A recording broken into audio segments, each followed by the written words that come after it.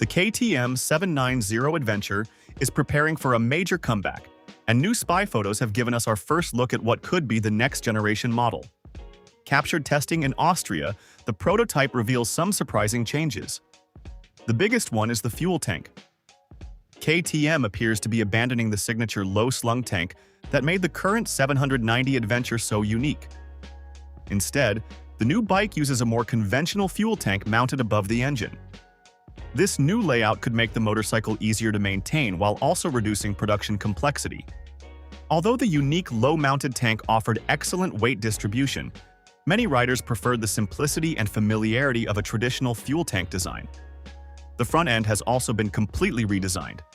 It features a slimmer fairing, a new LED headlight, and styling that takes clear inspiration from KTM's Dakar rally motorcycles, giving the bike a sharper and more aggressive appearance. Despite the fresh styling, the platform itself doesn't appear to be entirely new.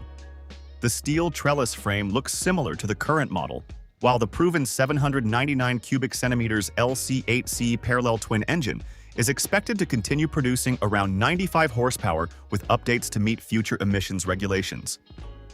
Another interesting detail is that KTM seems to be focusing on evolution rather than a complete redesign.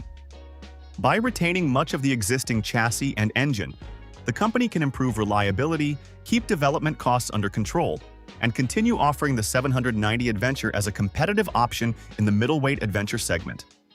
The prototype also features a compact TFT display and WP suspension, while reports suggest KTM could introduce its new WP braking system on the production version. Although KTM has not officially confirmed any details, the new 790 Adventure is expected to debut sometime in 2027. If these early prototypes are any indication, KTM is focusing on modernizing the 790 Adventure, while keeping the performance that made it one of the most popular middleweight adventure bikes on the market.